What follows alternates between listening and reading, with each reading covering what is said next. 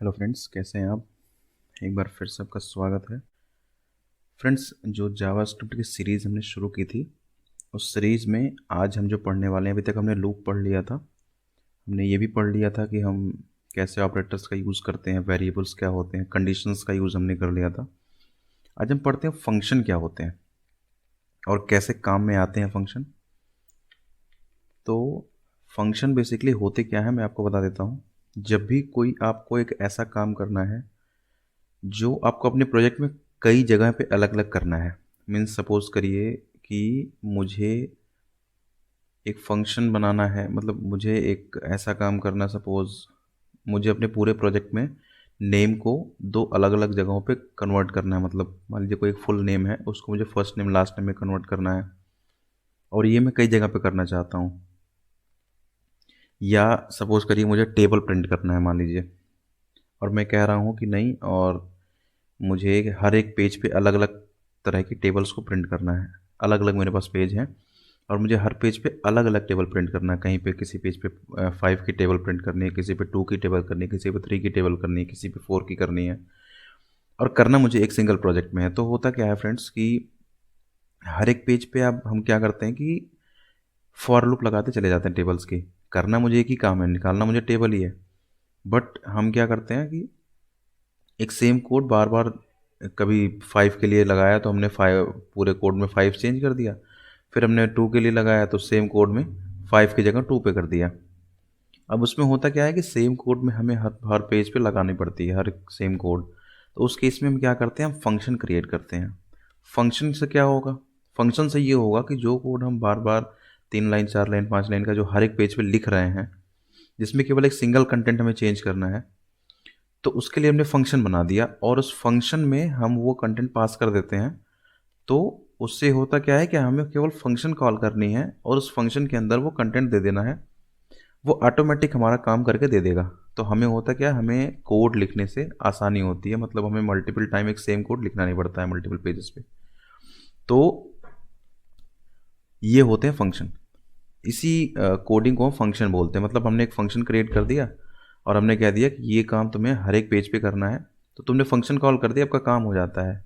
या उस फंक्शन में आपने कई कुछ ऑप्शन आपको ऐसे देने जो डायनेमिक होने हैं, तो एज ए पैरामीटर आपने फंक्शन डेटा पास कर दिए, तो आपको उस फंक्शन में वो डेटा के बेसिस पे जो आपको चाहिए वो मिल जाता है। अब फंक्शन बेसिकली होते हैं दो प्रकार के। एक फंक्शन होता है प्रीबिल्ट फंक्शन और एक फंक्शन होता है कस्टम फंक्शन। प्रीबिल्ट फंक्शन क्या है कि जब भी हमें कोई काम करना है तो जावास्क्रिप्ट ने पहले से कुछ प्री मेड फंक्शन बना रखे हैं, पहले से बने बनाए फंक्शंस हैं वो। इनका काम एक डिफाइन वर्क है, जो ये अपना डिफाइन काम करते हैं, जिनको बता दिया गया कि आपका यही काम है। जैसे आप ये देख रहे हो यहाँ पे, मैं दिखाता हूँ, बहुत सारे होते हैं। मैं आपको कुछ बताता हूँ जो यूज़ में आते हैं ज़्यादातर। जैसे कि हम कंसोल डॉट लॉग का यूज़ करते हैं। ये पहले भी मैंने आपको कई बार बताया है कंसोल डॉट लॉग, और कई जगह हमने यूज़ किया है। तो ये एक तरह का फंक्शन है कंसोल डॉट लॉग, जो कि डेवलपर कंसोल जो होता है, वहाँ पे कोई चीज़ हमें अगर प्रिंट करनी है तो उसके लिए काम में आता है। दूसरा एक फंक्शन होता है document dot right. Document dot right क्या करता है, हमारे पेज पे हमें कुछ डेटा को दिखाना है। होता क्या है, कंसोल डॉट लॉग केवल कंसोल में प्रिंट करके दे देता है, लेकिन मुझे पेज पे लिखना है तो कंसोल डॉट लॉग काम में नहीं आएगा।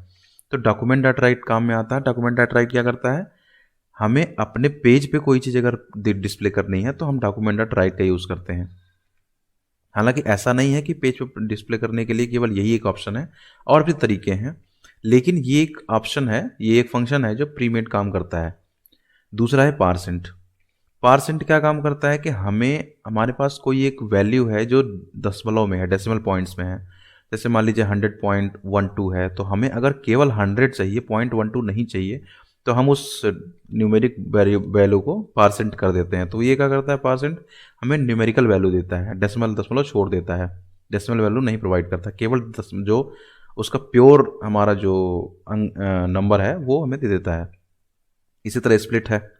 स्प्लिट क्या काम करता है, स्प्लिट का काम है कि जब भी हमें किन्हीं भी स्ट्रिंग में किन्हीं चीज़ों को ब्रेक करना है किसी के बेसिस पे, मतलब मान लीजिए हमने नाम लिखा हुआ है, हमने फुल नेम लिखा हुआ, तो हम जब नाम लिखते हैं तो आप देखिए बीच में स्पेस लगाते हैं। जैसे हमने मान लीजिए दिनेश लिखा, फिर स्पेस लगाया, फिर कुमार लिखा। अब मुझे स्पेस के बेसिस पे उन दोनों नाम को अलग करना है तो मैं स्प्लिट का यूज़ करूँगा।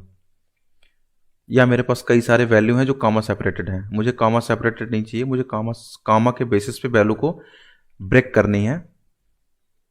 तो हम क्या करते हैं, उनको एरे में कन्वर्ट करते हैं। मतलब ये क्या करता है, ये एक स्ट्रिंग वैल्यू को किसी के बेसिस पे कन्वर्ट करता है, मतलब ब्रेक करता है और अरे में कन्वर्ट करता है। बेसिकली ये एक स्ट्रिंग को एरे में कन्वर्जन के काम में आता है।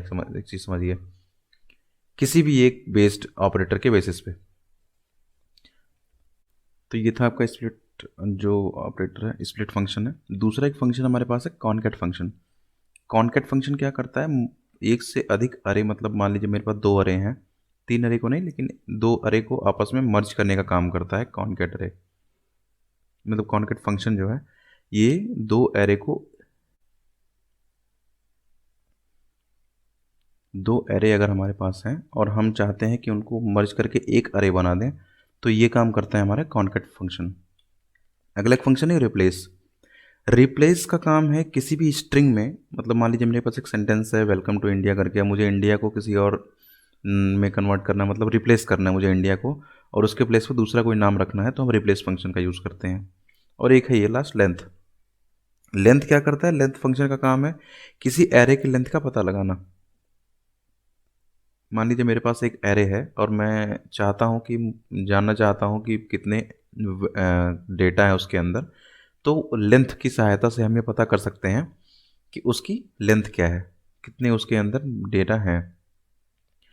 कस्टम फंक्शन जो होता है वो हम अपनी ज़रूरत के अनुसार बनाते हैं। तो पहले हम देखते हैं प्रीबिल्ट फंक्शंस, उसका एग्जांपल्स, उसके बाद हम चलेंगे कस्टम फंक्शन पे।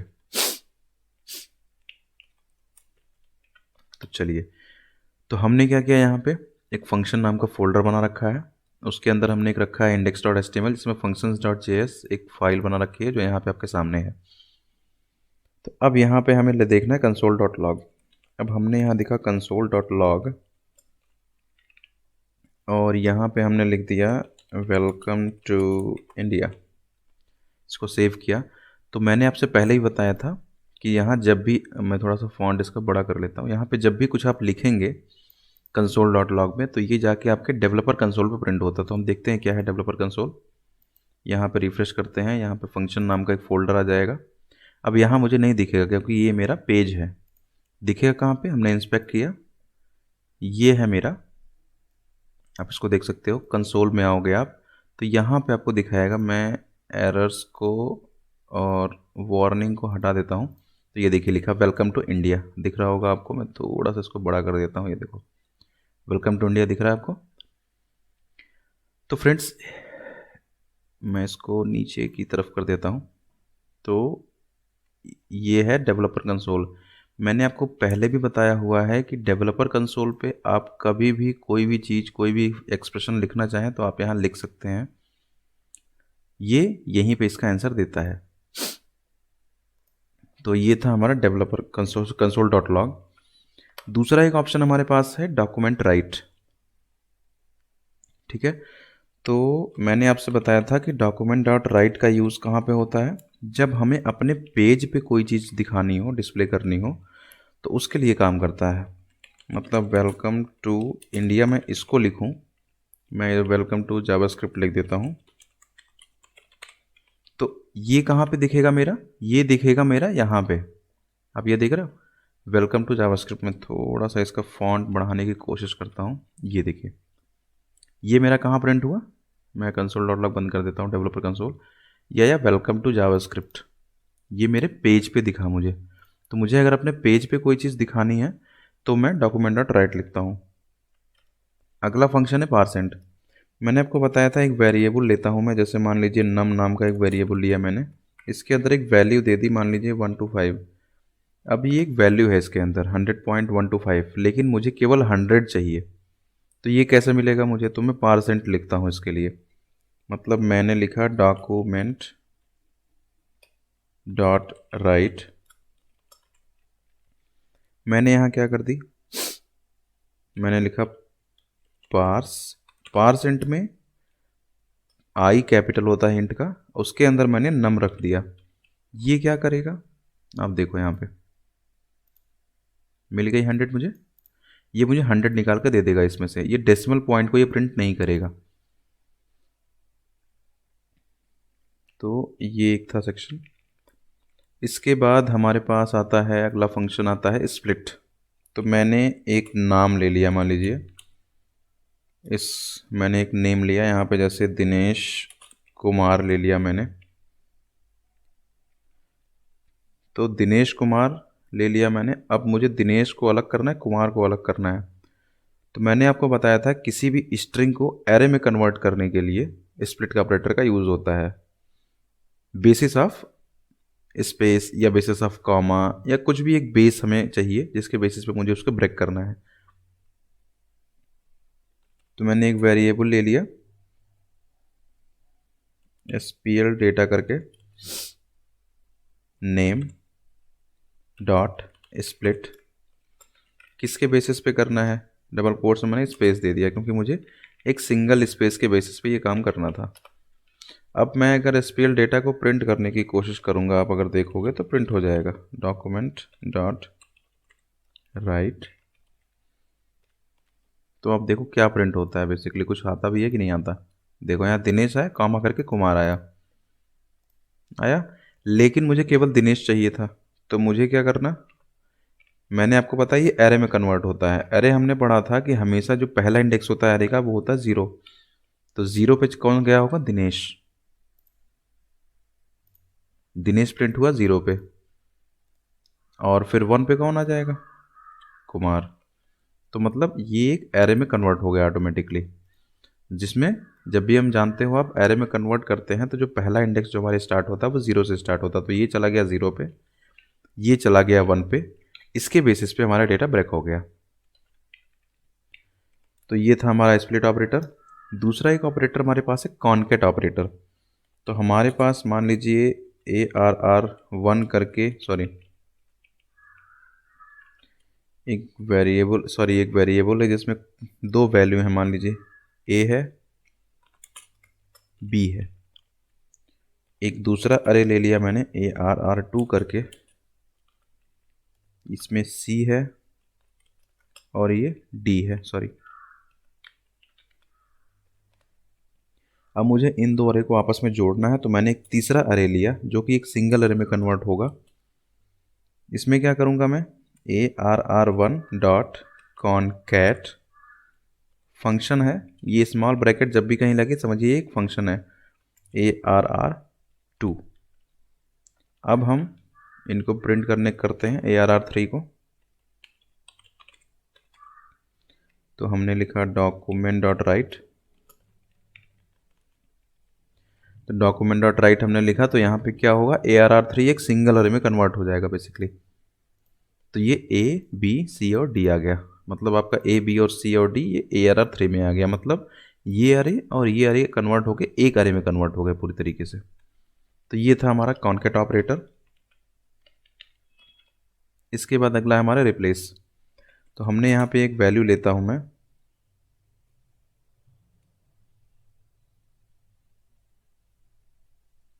मान लीजिए STR1 करके एक हमारे पास वैल्यू है। यहाँ पे मैंने लिखा वेलकम टू इंडिया, ठीक है। अब मुझे इंडिया के प्लेस पे रिप्लेस करके मुझे चाहिए कि इंडिया के प्लेस पे जावास्क्रिप्ट हो जाए। तो मैंने लिखा डॉक्यूमेंट डॉट राइट। मैं इसलिए लिख रहा हूँ डॉक्यूमेंट डॉट राइट कि इस पर प्रिंट करना है मुझे। तो मैंने लिखा string1 डॉट रिप्लेस।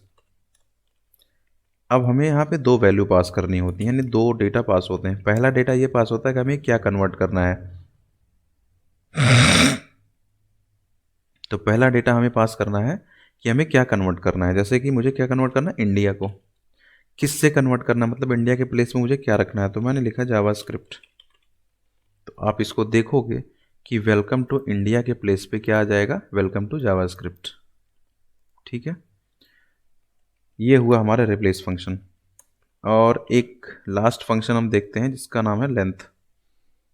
मान लो मैं इसी एरे को यूज़ कर लेता हूँ, ये एक एरे 1 है मेरे पास, मैंने डॉक्यूमेंट डॉट राइट लिखा, मैंने कहा ARR1 डॉट लेंथ। ये क्या करता है, मैंने आपसे बताया कि ये एक एरे की लेंथ को पता करता है कि उसके अंदर कितनी वैल्यू है। अभी कितनी है, 2 वैल्यू हैं। तो ये क्या करेगा, मुझे क्या आंसर देना चाहिए इसको, 2। मान लो मैंने इसमें एक और वैल्यू बढ़ा दी, सपोज करो मैंने लिख दिया C।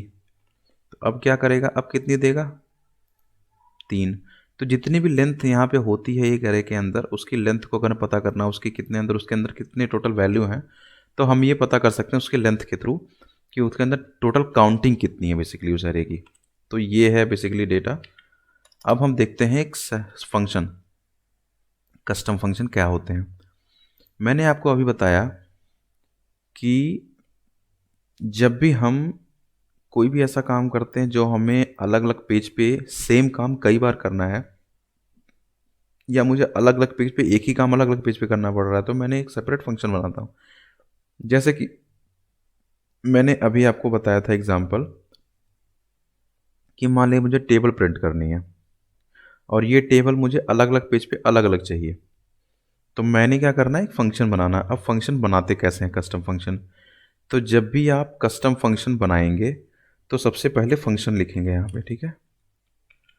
कस्टम फंक्शन लिखने के लिए ये फंक्शन ही फिक्स है, फंक्शन लिखिए, उसके बाद अपने कस्टम फंक्शन का नाम लिखिए। तो कस्टम फंक्शन का नाम लिखते हैं, मान लीजिए मैंने लिखा डिस्प्ले टेबल। अब एक चीज़ का आप ध्यान रखिए, अच्छा इसके बाद जब हम नाम लिख देंगे उसके बाद ये फंक्शन ब्रैकेट लगाते हैं। मैंने आपको अभी बताया थोड़ी देर पहले कि कभी भी किसी भी नेम इस तरह लिखा हुआ है और उसके आगे इस तरह ब्रैकेट लग गया, मतलब ये एक फंक्शन है। इस चीज़ का ध्यान रखिएगा। अब जब भी हम कोई भी नाम लिखते हैं या कोई भी फंक्शन का नाम लिखते हैं या किसी वेरिएबल का नाम लिखते हैं, तो जो हम वेरिएबल में फॉलो करते हैं लगभग लगभग वही चीज़ें हम फंक्शन के नेम में फॉलो करते हैं। जैसे कि फंक्शन का नाम जब भी लिखेंगे तो हमेशा वो स्ट्रिंग से स्टार्ट होना चाहिए, मतलब एक कैरेक्टर से स्टार्ट होगा, ठीक है। Start with character. कैरेक्टर से स्टार्ट करने के बाद आप आगे उसमें नंबर यूज़ कर सकते हैं, कोई दिक्कत नहीं है, लेकिन कोशिश करिए कि उसका नंबर से स्टार्ट ना हो, वो स्टार्ट हो कैरेक्टर से। ये फंक्शन का पहला रूल है। दूसरा रूल आप यूज़ कर सकते हो कि जब भी आप नाम लिखो तो मीनिंगफुल नेम होना चाहिए, मीनिंगफुल होना चाहिए नेम। अब मीनिंगफुल नेम का मतलब इसलिए कि मान लो कल को कोई आता है और आपके फंक्शन को देखता है तो फंक्शन के नेम देख के ही समझ में आ जाए कि ये फंक्शन क्या काम करता है। जैसे कि मैंने यहाँ लिखा डिस्प्ले टेबल। अब डिस्प्ले टेबल एक मीनिंगफुल है कि टेबल को शो करता है, ये टेबल दिखाता है, ठीक है। मुझे टेबल प्रिंट करना है तो मैं लिखता प्रिंट टेबल। मतलब एक तरीके से एक मीनिंगफुल नाम आप इसको दे सकते हैं और देना भी चाहिए। दूसरा एक चीज़ आप, वैसे तो ये मैंडेटरी नहीं है लेकिन आप लिखना चाहें तो इस तरीके से लिख सकते हैं कि जब भी आप एक नाम दो ना, जैसे मान लो अब एक अलग अलग नाम, जैसे यहाँ डिस्प्ले नेम अलग है, टेबल नेम अलग है, दो अलग अलग नाम है, डिस्प्ले अलग है, टेबल अलग है। तो मैं जब भी एक नाम लिखता हूँ, लिखें तो स्टार्ट करें स्मॉल लेटर से। जैसे मेरा डिस्प्ले स्टार्ट हुआ, डी जो है, डिस्प्ले का डी जो है स्मॉल लेटर से स्टार्ट है, लेकिन जैसे ही मैंने दूसरा लगाया वहाँ पर टी कैपिटल कर दिया। तो आप इस तरीके से नेम को फंक्शन के रख सकते हो। दूसरा एक थिंग्स यहाँ पे है कि आप अंडर स्कोर का यूज़ कर सकते हो फंक्शन में। मतलब मैं यहाँ पे ये भी लिख सकता था डिस्प्ले अंडर स्कोर टेबल। आप इस तरीके से भी फंक्शन का नेम डिफाइन कर सकते हो, मतलब अंडर स्कोर का यूज़ कर सकते हो यहाँ पे। तो ये कुछ नेमिंग रूल्स थे जो हम बेसिकली फॉलो करते हैं। अब हम क्या करते हैं, यहाँ पे टेबल क्रिएट करते हैं। तो अब टेबल बनता कैसे है, तो हमने आपको बताया था कि यहाँ पे एक वेरिएबल मान लो, अभी हम क्या करते हैं यहाँ पे एक फॉर लूप लगाते हैं, ठीक है। हमें टेबल क्रिएट करना है तो हम एक फॉर लूप लगाते हैं। तो हमने एक फॉर लूप लगाया, हमने यहाँ लिखा लेट। हमें स्टार्ट कहाँ से करना है, ज़ीरो से या वन से, आप स्टार्ट कर लो, ठीक है। हमें स्टार्ट कहाँ से करना है, वन से। जाना कहाँ तक है, num is less than or equal to 10 तक। बेसिकली हमें 10 तक ही प्रिंट करना है, तो हम less than or equal to लगा देते हैं। इसके बाद नम को हम क्या करेंगे, ऐड करते चले जाएंगे एक एक। अब हमें मान लीजिए 2 की टेबल प्रिंट करनी है या 3 की टेबल मान लीजिए प्रिंट करनी है, तो हम क्या करेंगे यहाँ पे डॉक्यूमेंट डॉट राइट, उसके बाद हमने क्या किया, यहाँ पे हमने लिखा, यहाँ पे मान लीजिए हमें टेबल प्रिंट करनी है 2 की, तो हमने 2 लिखा क्रॉस नम, जिसमें 1 2 3 4 आएगा, plus is equal to plus num multiply by 2। हमें 2 की टेबल प्रिंट करनी थी तो नम मल्टीप्लाई बाई 2 कर दिया, या 2 मल्टीप्लाई बाई नम भी आप कर सकते हैं। ठीक है, अब मुझे क्या करना है, डिस्प्ले टेबल यहाँ पे रखनी है। मैं यहाँ क्या करता हूँ, डिस्प्ले टेबल को प्रिंट करने की कोशिश करता हूँ, देखते हैं क्या आता है। ये आ गया। अब यहाँ पे थोड़ा सा मीनिंगफुल नहीं लग रहा है तो हम इसको प्लस लगाते हैं। याद है हमने एक HTML का एक टैग यूज़ करना था, ब्रेक। ये आ गया, 2 1 जा 2, 2 2 जा 4 करके 10 तक टेबल आपका आ गया। अब मान लो इसको हम एक वेरिएबल में भी रख के देख लेते हैं। सपोज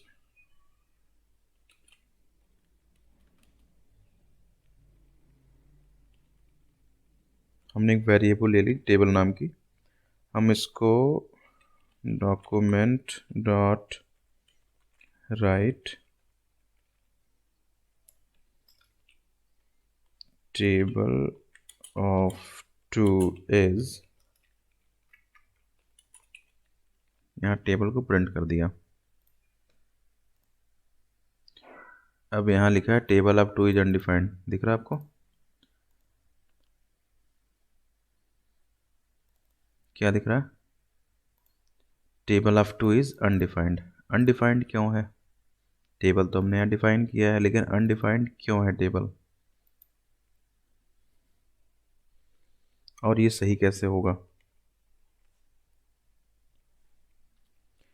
अनडिफाइंड ये टेबल इसलिए है क्योंकि ये टेबल कोई डेटा रिटर्न नहीं कर रहा है, ये हमें प्रिंट तो कर दे रहा है। मतलब मैं टेबल को नॉर्मली अगर डिस्प्ले टेबल फंक्शन रखूँ तो ये डॉक्यूमेंट डॉट राइट की सहायता से, जैसे कि जो कि मैंने यहाँ लिखा, तो इसकी सहायता से ये प्रिंट तो कर देगा इसको।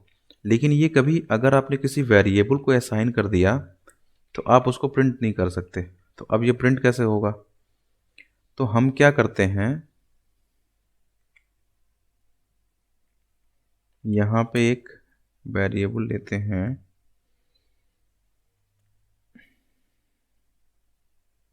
मान लो x नाम का, एरे की वैल्यू डिफाइन करते हैं। ठीक है, क्योंकि अगर आप किसी भी वेरिएबल को नॉर्मल डिफाइन करते हो और आपने x इज इक्वल टू इस तरह से डेटा लिखा, तो वो हमेशा एक ही वैल्यू एक वेरिएबल को पास होती है, आप जानते हो। तो हमेशा उसमें लास्ट वैल्यू आएगी और आपको लास्ट वैल्यू दिखा देगा।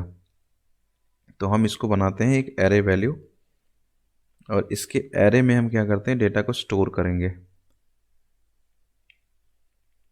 हम क्या करते हैं, यहाँ पे नम लिख देते हैं, या नम लिखने की नीड नहीं है, हम करते हैं एक्स डॉट पुश कर देते हैं। पुश मेथड यहाँ पे काम करता है किसी भी एरे में वैल्यू को ऐड करने के लिए। तो हम यहाँ क्या करते हैं, नम मल्टीप्लाइड बाई 2। अब जब ये नम मल्टीप्लाइड बाई 2, तो एक्स अगर आप यहाँ पे देखोगे ना, तो यहाँ पे एक्स के पास ऑलरेडी वैल्यू आ चुकी होगी, और हम इसको करते हैं रिटर्न, RETURN, एक्स को रिटर्न करते हैं, देखते हैं क्या आती है वैल्यू।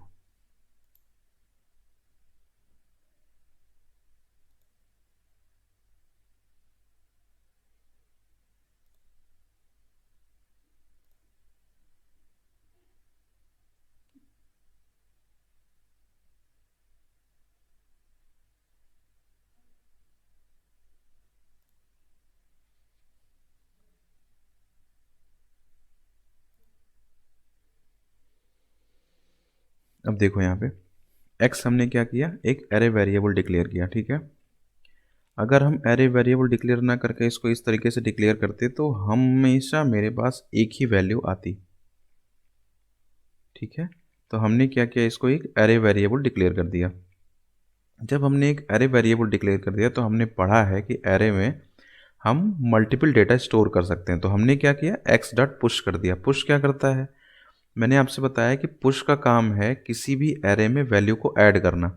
तो इसने क्या किया, जो वैल्यू हम पुश के अंदर देंगे, पुश भी एक तरह का फंक्शन है, प्री बिल्ट फंक्शन जावास्क्रिप्ट का।